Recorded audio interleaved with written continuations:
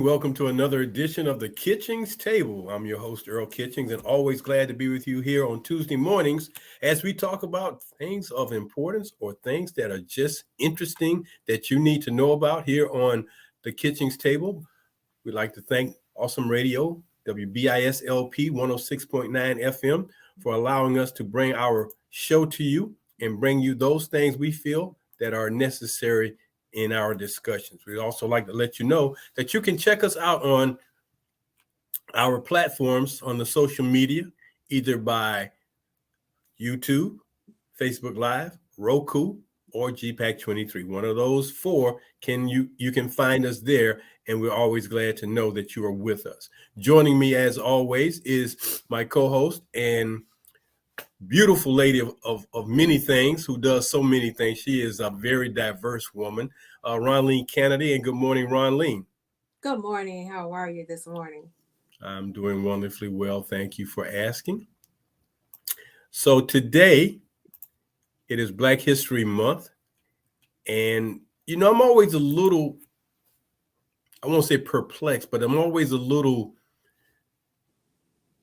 curious as to all the things that we can bring up in 28 days, as opposed to all the things we can bring up about Black history in 365 days. It's almost like we open a book and close it, and before we finish it, we're done with it. And there's not enough hours in the day or days in the month of February for us to get through many things. But here we are again, uh, Black History Month, that was started by Dr. Carter G. Woodson. So, what are your thoughts about Black History Month?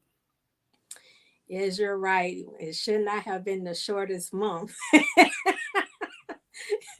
We needed those extra 2 days or 3 days in the month in order to really just get as much as possible in there. But um, I'm so glad that Carter G. Wilson was able to get things in order so that we could be recognized in what we do and how the people before us have impacted our nation.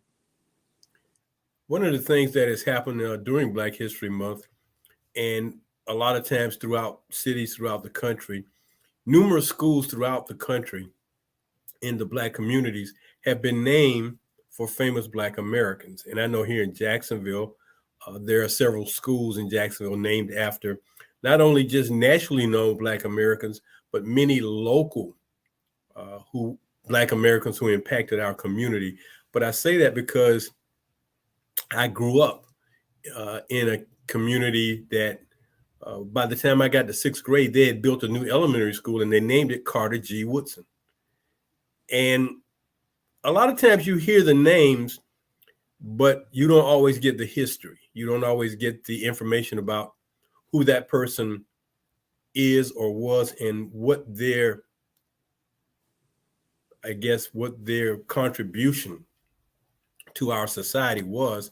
But as we get older and learn more about gentlemen like Carter G. Woodson, W.E.B. Du Bois, we always hear about the George Washington carvers. I think probably every city in America where you have a Black community's got a school called either George Washington Carver or Booker T. Washington, and most times Booker T. Washington are high schools. But uh, what do you think about that phenomenon, Ronline, that a lot of schools are named after famous Black Americans in our communities, so that our children can always have someone to look up to? You make a very important point because so much of our history is lost. And as we know, there is a movement right now to suppress our history.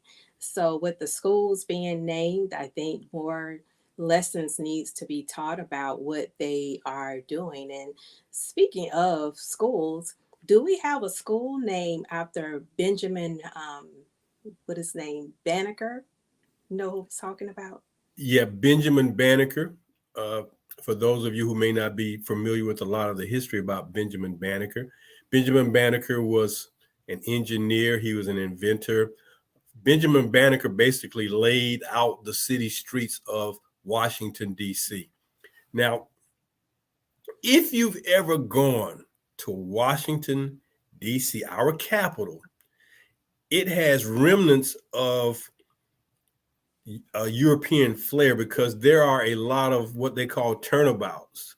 And that's where, you get to this big circle and streets spur off from that circle for you to go in different directions. Well, this man laid out Washington, D.C. in such a unique way that when you came to those runabouts that would take you in different directions, it just made it easy because that runabout, you got to remember, there were no street lights at the time he thought about designing the city streets of Washington, D.C. Unlike Paris, France, where they do have many runabouts, and you've seen them in movies maybe where people are driving around fountains or other statues and they're driving in these big circles. Well, those are just ways to get you to go in a different direction without a street light.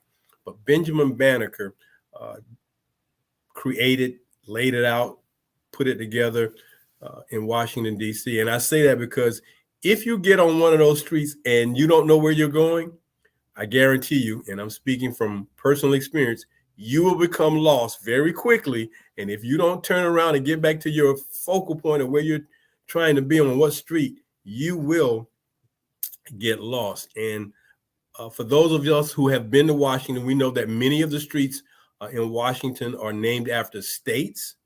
They are named with letters like I Street and K Street and G Street, and then they are named with numbers. And I think they wanted to make it as simple as possible, but still, Washington is a very, in street design, very complex, but there are so many streets in that city that just cross sect. So he did a great job of laying that out. But yeah, I believe probably in Washington, D.C., at least if no other place, there's a school, elementary school or whatever, middle school called Benjamin Banneker. Okay.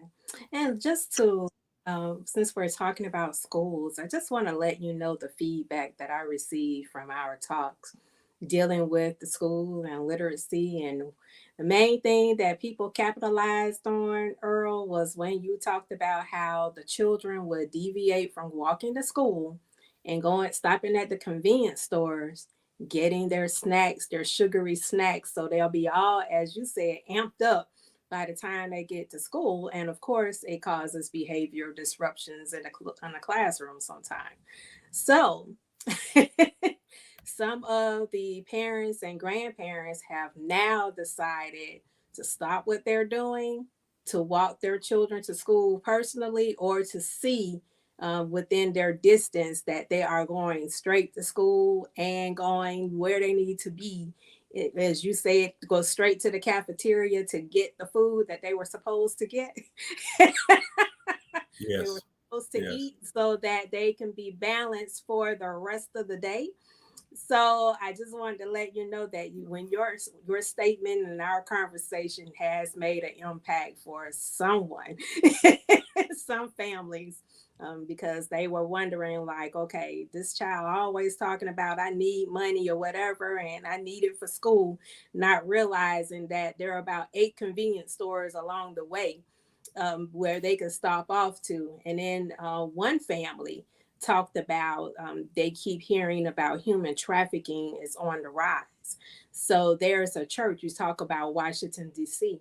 There are a lot of corners where big, large buildings are sitting, look like in the middle of the street. Have you seen some of those? And so one of the ladies were talking about her child, her granddaughter, as a matter of fact. There's a church that seems to block off her line of sight. And she said now she just walks to the church. She doesn't try to embarrass her or whatever, but she walks to the church so that she can see what's happening between that block and her actually getting safely to school. She said, she was thanking us for, the topics that we've been bringing out. So I just want to tell you that we are doing great work here. Well, thank you very much. And thank you to all our listeners and viewers who get a chance to check us out on social media for your thoughtfulness in providing us with some feedback. We are so pleasantly pleased to have that happen for us. And as we can get your feedback and incorporate it in what we talk about and discuss, it just helps to open up the conversation to a much broader topic and to much broader opportunities to discuss many things. So we thank you for that. You brought up the thing about the snacks and the convenience stores, but did you also know that the schools themselves are also part of the contributors to our children's being amped up because they provide some type of snacks in school? Now, one of the things that, and I'm not against incentives, and when I was doing my fair share in the elementary school, I did have incentives. My incentives, though, never included any food item. There were no Skittles, there were no chips, there were no Taki, there was nothing that you had to eat. And the kids would say, "Mr. Kitchens, you don't have any snacks?" I said, I don't do snacks as incentives. I created a system whereby if they did my work that I asked them to do, they would earn like what we call like Monopoly dollars, because the Monopoly dollars that they earn, I had a different name for them, but I had a mentor dollars. If they earn mentor dollars in denominations of 1, 5, 10, 20, if you earn enough mentor dollars, I would set up one day during the week in my office. I would have all these items that they could use their money to purchase. And to me, that was a little bit more engaging than that snack, systematic snack recycling all the time of putting sugar. You get it in the morning before you get to school. You get it when you get to school. You get it before you go to lunch because the teacher gives you snack treats. And the schools give kids snacks. They have a snack before lunch or something in the morning. They have breakfast, then they have lunch, then they give them another snack. Teachers can give snacks. All these snacks are just heaped on our children. And a lot of times when they get to lunch, they don't eat. There's a lot of waste of milk going on in our school systems. People don't talk about that either. But my incentives, I just couldn't do the food thing. That was like, it's too much. I mean, your teacher already is doing it. So if you did my work and earn your money, you could buy your items. And I made some things on the high end and some things on the low end. And it worked out. And some kids worked harder than others, which is like life. You work hard, you get more, you can buy more. And I remember one kid one time, he had earned quite a bit because he was a pretty sharp guy. He offered to purchase items for some of his classmates who could not afford some of the things they wanted to purchase. And I thought, well, isn't that a great thing to see a student wanting to help another student at that age in elementary school? Now, this is not middle school or high school. We're talking about them have that fortitude. So it's a great thing. But I wanted you to know that the schools are also contributors, either by individual class or schools with all these snacks. I mean, and the snacks are wholesome to a point. They are fresh fruits and things, juices, but they're also cookies. So, you have to be very mindful of what's going in your child's body every day, because we didn't have snacks when I went to school. There was no snack. If you did something good in school, in your classroom, you got congratulated, good job, or it showed up on your scores on your paper. But to give you a snack, a few Skittles or something like that because you answered a question right, oh no. Oh no. Okay. Well, we did have vending machines, so In elementary school? we had vending machines all the way through school. Yes. Okay, well, see, that just shows you what a difference of 10 years can make. It's like a vending machine in a school. For kids, no, you had a vending machine that the teachers could use. But you taking your money was used to buy your lunch, and that was it. Now, I will say that after school, there were stops at what we call confectionery stores. You can stop and get some cookies and snacks then, but that's on your way home. So if you're walking, you burn that off. You'll burn that off. But I'm talking about during the course of a day. Oh, there are no snacks. There are no snacks For you answering a question correct? Oh no. Congratulations. Very good. Thank you. Good And the job. gold star that goes No, on. with no ghost. I'm telling you what we got. You got a congratulations, good answer, and they moved on to the next student. It was, it was not all these awards and stuff. You're supposed to be there to learn. You show that you are learning by the way you answer your questions and do your work in school. Period. You get a grade. You get a grade. And my thing was I want to make as many A's as I can. That looks good. I love it. But Well, all there, the extras, no. well, there you have it. So the breakdown of what took place into the school system, coming out of the one rule school system into a multiple class school system, and then what? Adding vending machines, and then vending machines, we're out the door. Hey, now I think we all can relate. Well, I don't know. They do it now. They call it a different name and they have a different way of doing it. But when we were in school, you could get a teacher had like I know in junior high school and high school they had these uh, pieces of wood that's probably about maybe an eighth of an inch thick, maybe about a foot long and about 10 inches wide, and they would paint on their hall pass. You would take your teacher's hall pass because it would have their name on it, and that allowed you to go from the classroom to the office or to the cafeteria for the teacher. And there used to be times where the teacher would tell you to go to the Coke machine and, get a Coke for them and bring it back. And I mean, but you got that hall pass, you were something special. Now, don't abuse your privilege of using that hall pass. Go where you're supposed to go and come back. Because if you go to somebody else's classroom and somewhere else you're not supposed to be and get in trouble, oh man, you'll never get the hall pass ever. The teacher won't ever trust you to do that ever again. But if you do what you're supposed to, oh yeah, that's one of those perks and benefits, perks and benefits. So, that hall pass was something special because it showed that a teacher had confidence in you and you had done some things. Again, that was an incentive. Right, That right. was an incentive to be able to get to use the hall pass because she wouldn't call or he wouldn't call any or everybody. There were certain students teachers would call to do those things.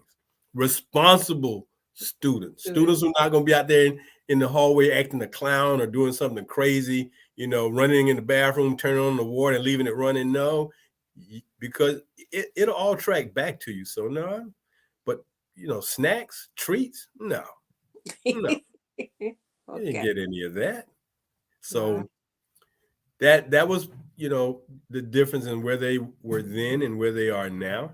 And again, it's all to motivate children to learn and get their work.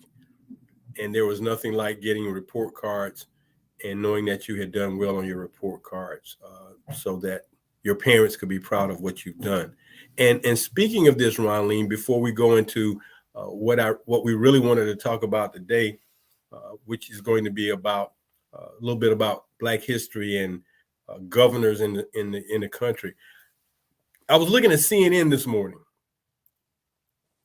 and they had a 9-year-old little Black boy who has already graduated from high school. He is already into his first semester of college, and he wants to be one of a few science professions. One of them is an astrophysicist. whoa. An Congratulations. astro, do you know how smart you must be to be an astrophysicist? I Yes. mean that job title is way off the chart. You need that Astrophysicist. engineering math in order to do That's you run circles around an engineer as far as your aptitude. So Mhm. he says that an engineer, a couple other scientific things he was interested in doing. I mean, the lowest thing on there was he wanted to be a web designer. So you look at And astrophysicists. he has to get his marketing out there, right? Because that's the way you do it through websites. So yes, I can understand that too.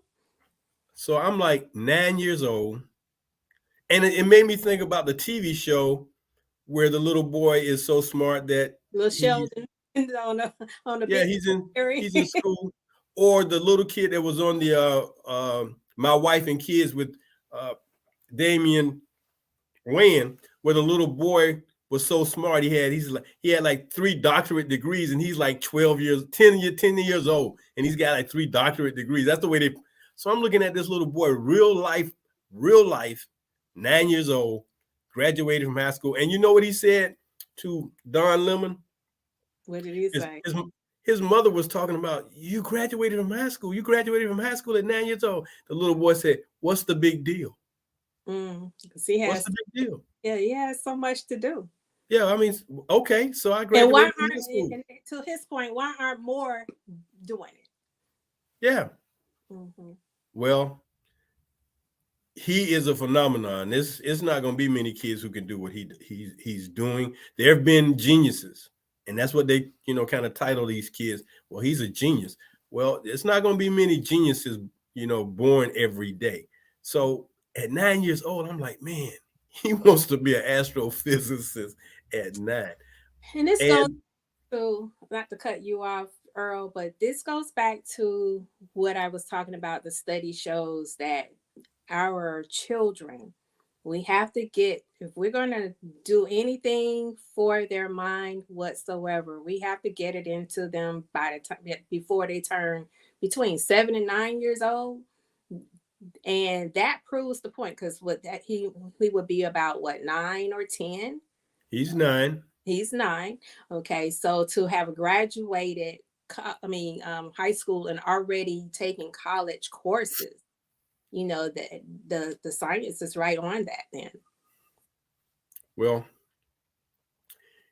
the I guess the downside of a 9-year-old graduating from high school and being in college, academically, he's very astute hmm and he's very knowledgeable. But when we talk about that age and being able to just have some communication skills to talk to adults at a level, it requires uh, life experiences, and just you can't fast forward a kid from 9 to 18 overnight. And in addition to this uh, boy doing what he was doing, I also got a chance to see someone who looked about his same age, but he was interviewing athletes like at the Pro Bowl, NFL Pro Bowl game. He was physically being like a sports broadcaster and interviewing athletes of a professional level. So he looked like he might have been 9 or 10. And here he is talking to 23, 24, 25-year old, a little bit older men who are playing the game of football. But he's speaking so articulately, and he has no problem asking what I find to be a problem for adult broadcasters in the sports world to do, asking good questions, not something crazy and off. You just asking a question for a reaction. He was asking intelligent. I guess that's what I'm trying to say. Intelligent questions to these athletes, and everybody was kind of remarked about how good he was, and they were all astonished that here he is, so small, asking these questions. And I'm like, wow, he's already, in my opinion, a pro at what he does for his age and what he's doing, because not many kids, you're intimidated. You see these guys, you're either infatuated or you're intimidated by these guys. You like them because they play the sport, but you're intimidated. But he's not intimidated. He's not afraid to talk to them. He's not afraid to ask him questions that are very polished. And I'm like, wow. And he's a little black boy at the same time. Now, just so we know that we have some guys who are out there on the horizon that are going to be movers and shakers. So they're out there. that reminds me of Miss Gorman, who um, was at the inauguration for President Biden, when she was reading, and all of the things that she went through, especially with her speech impediment. and how she overcame it. So you are absolutely right. And it goes back to what we've been talking about, literacy, why it's so important. And I wonder what those children today, what books they would recommend for their fellow students, and that they came through the ranks with. What helped them get to where they are today, and being able to articulate, as you say, the questions, being able to have a dynamic conversation to bring out to the world what we would like to hear from those athletes or anyone that they're speaking with, because communication is very important. This is how we learn the information that was needed. And it made me think about Benjamin Banneker. He talked about him with astrology, and all of the things that he was able to do. And he's self taught. They said that he learned how to read and write. It came during that banishment of slavery movement. He taught himself how to articulate through life, to wherein today his name still lives on for the things that his contributions. So I'm looking for dynamic things to come from these young people, and I'm so happy to learn about them as well. I was talking with family members yesterday of how, we all have, our children have gone on to um, participate with education to make sure that they are continual learners and going on to do great things. So these are the things that we need, and it leads right into what we're talking about, our topic today. So true. So this is the Kitchings Table here on Awesome Radio, WBISLP 106.9 FM. I'm your host, Earl Kitchings, along with co-host Ronline Cannady. We thank you and welcome you to our show today. Hopefully you'll find it entertaining and informational.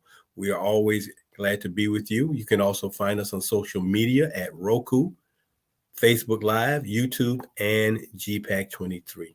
So Ronline, our topic or our subject as it relates to Black history today was based on the fact that in the state of Florida, we have a governor who is really in his, I guess, in his mind, wanting to turn so many things backward or minimize things from education uh, to other things that he wants to take away or have a way of impacting.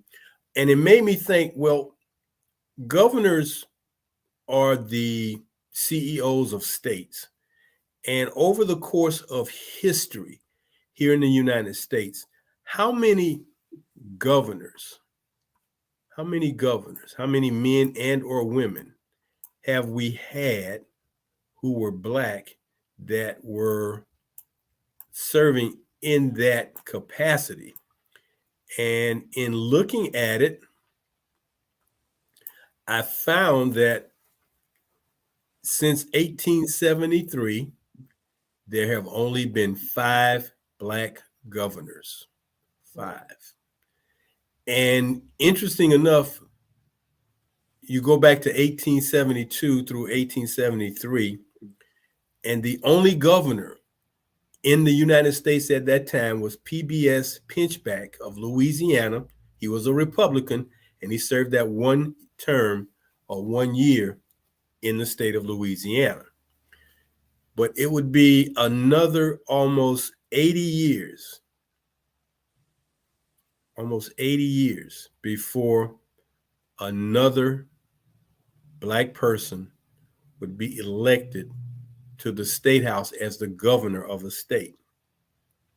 That was Douglas Wilder. In 1990, he became the governor of Virginia. After him, DeVal Patrick of Massachusetts was the governor from 2007 to 2015. David Paterson of New York from 2008 to 2010. And most recently, Wes Moore is the governor of the state of Maryland, and he's also a Democrat. So those are the 5 individuals who have been governor, who have actually been elected governor of a state here in the United States. Those are the 5. And I'm going to let you weigh in on that before I move a little bit further forward on the rest of that information. Yes, so it just takes me back to how I felt when the state of Georgia was lost in that recent election with Stacey Abrams and Brian Kemp. And I'm like, um, I was so disappointed because of the things that were brought out of if Governor Kemp was to get back into office, what would be lost? So many rights and things like that would be lost, be on that chopping block, if you will. And we don't know what's going to happen in the next 4 years, but I tell you what, just dealing with Florida alone, with our educational system, how it's being affected, the House bills that are coming on to stamp out our Black history, when the order came for the teachers having to box up the books in their classrooms. Now, how the books got there in the beginning, the teachers didn't put them there. It was voted on for what books are supposed to be in those classrooms, what they're supposed to administer in the classrooms to begin with.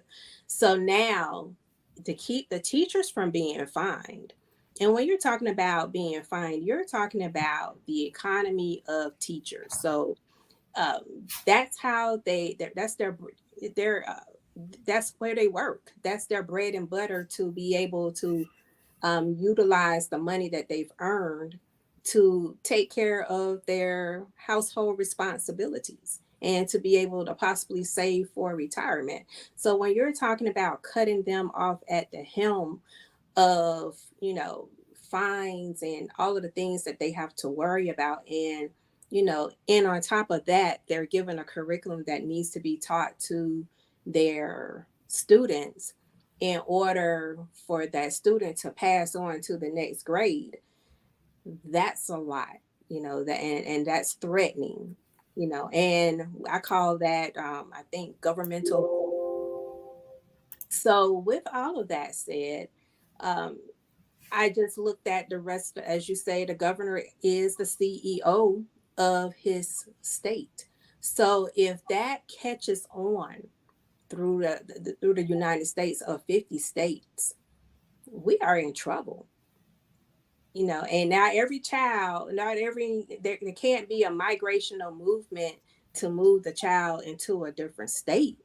You would like to be able to do that, but that's not going to happen.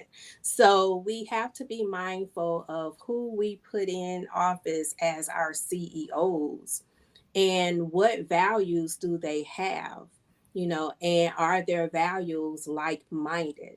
And so this whole thing is important to me. It's important to you. And I realize when you talked about we have to have people who have our interests in mind.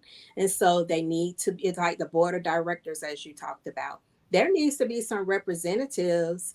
If you could look at this as the board of directors in order to be able to carry the things that are important to us so that we can keep moving forward instead of being moved backward.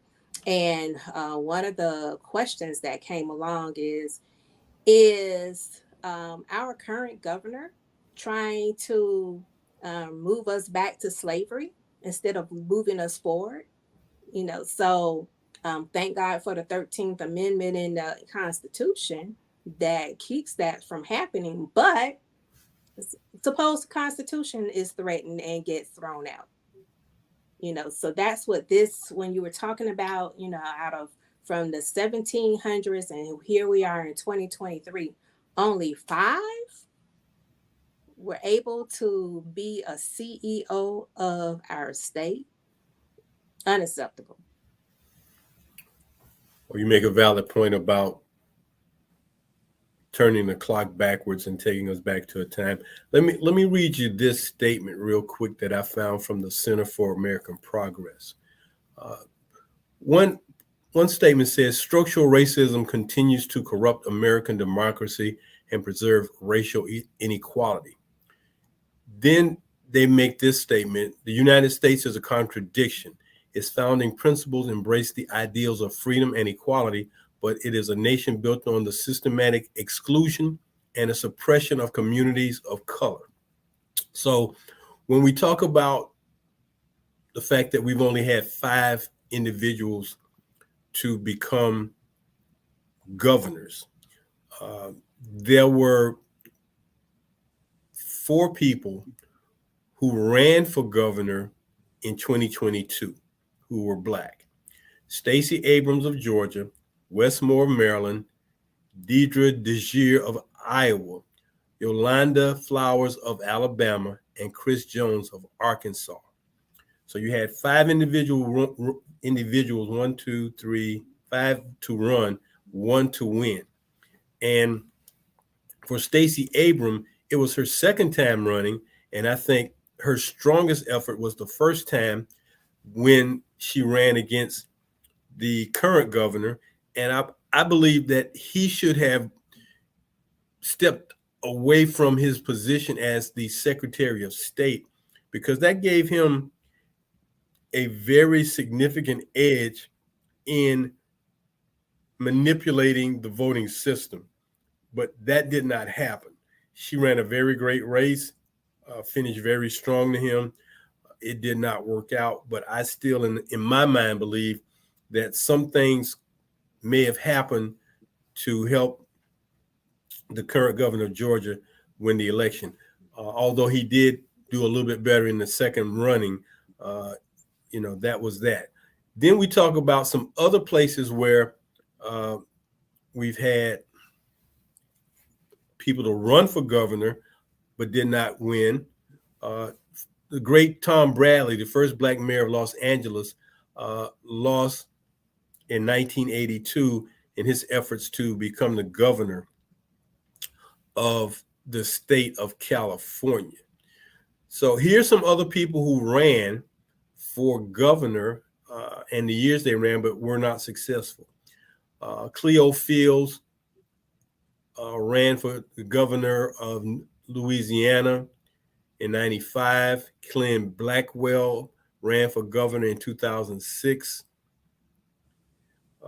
Andrew Gillum, as we know here in Florida, ran against DeSantis in 2018. And then Ben Gillis ran for governor of Maryland, but was not successful. Now, of those people who ran, and as I said, there have only been 5, most states have what we call lieutenant governors, i.e. assistant governors, and they are elected. Ironically, 30 Black Americans, Ronline, 30 have served as lieutenant governors since 1868. 30. And most of the time, the states where they started out back in the 1800s were in the South: Louisiana, South Carolina, Mississippi, and then it kind of it started to spread out. But it was almost 100 years between the last lieutenant governor in the 1800s to the first lieutenant governor in the 1900s. And Mervyn Donnelly of California was the lieutenant governor in 1975, and the last lieutenant governor who was Black finished his term out in 1877, which was Cesar Antunez back in Louisiana. So you can see that's now, you may think that's just, well, that's just the way it worked out. No, a lot of that has to do with the right to vote. When you are marginalized, you cannot vote.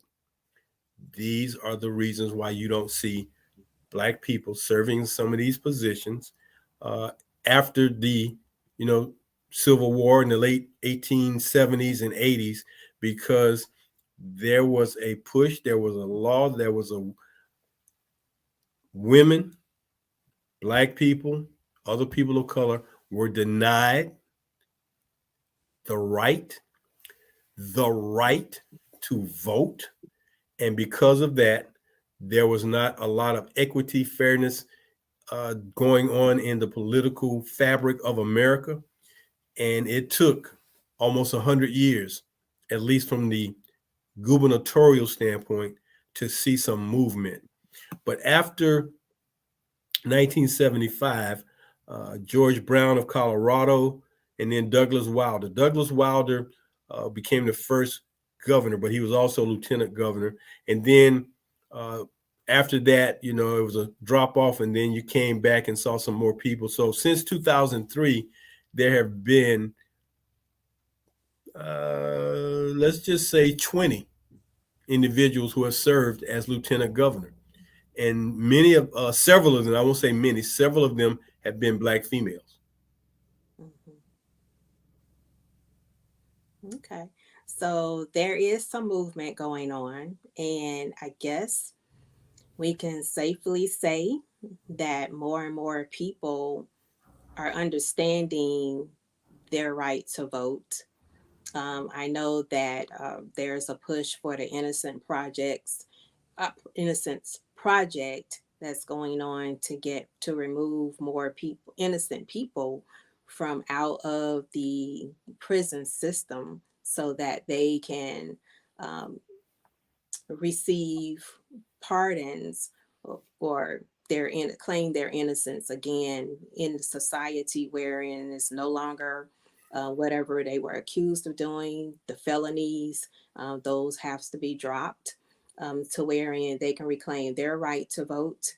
And there is a push for more people to um, get those felonies dropped off from their record as well so that they can start voting again. Um, when you get convicted of a felony, that's the first thing that's being attacked is your right to vote. So, there's a push of, with our children, and this is why we were talking so diligently about what's going on, dealing with how the big companies now are starting schools, private schools, in order for, I guess segregation, it seems like, may come back or what have you. So we need to be mindful of the movements that's going on around us, because we do not want our children to be a habitant of a jail cell. We do not need that. That will set us back more so than anything, and we have seen movement of that. And so we need to be working on that as well. So many things that we need to work on in our lifetimes, and also to pass that on to our generations so that they can continue the work of, what it is that needs to be done in order to make sure that our generations to come are able to put good people into office and governing bodies so that we can keep our work moving forward. It kind of reminded me, since this is one of those stations that promotes the teachings of Jesus Christ, that when the parents went looking for Jesus, and he was sitting there with the theologians and everything, and learning from them and him teaching them as well. He looked at his parents and was like, you know what? You know who I am. Exactly. Yeah, you know what I came here to do. So I don't have time to waste. So, I'm looking at what you said about the 9, 10, 11, 12 year olds now. It's like, they don't have time to waste. They need to get out here and to and make an impact. And that's what we're trying to do today, is to really make an impact into your mind, of that you'll be able to start these building blocks that has already been started, and to um, start a movement of your own. And we see how powerful this movement is, of that war that's on our American history. So if it's that strong to them, can you imagine what they know that we should already realize, of who we are today and what impact that we can have on our future? So thank you so much for bringing this topic to light. Well, you are certainly welcome. And in looking at the Black women who have served and are serving as lieutenant governors. The first Black female to serve as a lieutenant governor was Jeanette Bradley out of Ohio in 2003. She served from '03 to '05. The next lady was Jennifer Carroll, who served from 2011 to 13 here in Florida. Uh, Janine Hampton served in Kentucky from 15 to 19. Sheila Oliver serves and is currently serving in New Jersey. Uh, Juliana Stratton is currently serving as the lieutenant governor in Illinois. Uh, Andrea Stewart Cousins served 2 times appointed in the state of New York. And right now, Winona Sears is serving as the lieutenant governor in the state of Virginia. And she's been in office since 2022. So there are people who are making inroads, whether they can get to the next seat, which is governor. It's a very difficult thing. Running across a state to try to get your name known is difficult, but people have done it. People are doing it. People are seeking it out. These are all pioneers, in my opinion. 30 pioneers for lieutenant governor, 5 for governor, 35 in all, who have sat in the capital of their state, who have lived in the state mansion for the state of that they represent. And these have definitely been pioneers who have made some things happen, made some things known. But we must continue to have people like them fight the good fight and get in good trouble, as former Congressman John Lewis would say. So we want to keep bringing the information to you. And I thought about this, Ronline, simply from this standpoint. We've got about 3 minutes to go. A lot of topics about Black history are so common and so redundant in their visibility to us and our children. We hear about some of the same things. I remember going in an elementary classroom one time and looked up on the wall, and they had pictures of famous Black Americans. I'm like, those are the same famous Black Americans that they were teaching us about when I was in elementary school. And that really got next to me, because I'm like, are we trying to say we haven't had some other pioneers and leaders to come forth to have them replace the ones from the Harriet Tubman, George Washington Carver, Frederick Douglass days? We're still holding on to them. We've had a lot of people come along, but I didn't see their pictures. And that really disturbed me. Yes, you're absolutely right. It makes me think about the fight that broke out in Do the Right Thing, that Spike Lee was trying to make sure that we understood that there have been more people since that time frame that needs to be recognized. So you're absolutely right. I would love to see them as well. I was reading in Michelle Obama's book about Becoming, where they finally were able to see their picture unveiled and placed in the White House. And it looked like it took a little bit of time, from when they left office for that to happen. So, these are the things that's important, so that we can let our children know and our grandchildren know that we haven't been lost, and we can't be lost. We can't allow that to happen. So thank you for bringing that up as well. I thought about Cicely Tyson last night as I was watching her on a show, and how it made me think about her time with Harriet Tubman, that she portrayed Harriet Tubman. So it's like how far we've come, but as I think it was Beatrice Scott King said, we still have far to go. Well, we do still have a long road to go. We still have quite a mountain to climb. And each and every day we must work to walk that long road and climb that high mountain to make a difference. We cannot afford to have time and the clock be turned back on all the progress we've made. Well, Ronline, that's going to about do it for us today here on the Kitchings Table. Thank you so much for joining me. Hope everybody got something out of our show today. For Ronline, Cannady, I'm Earl Kitchings saying join us next time here on the Kitchings Table here on Awesome Radio, WBISLP 106.9 FM. Until next time, have a great week. And as always, do something good for somebody else. Thank you. Bye-bye.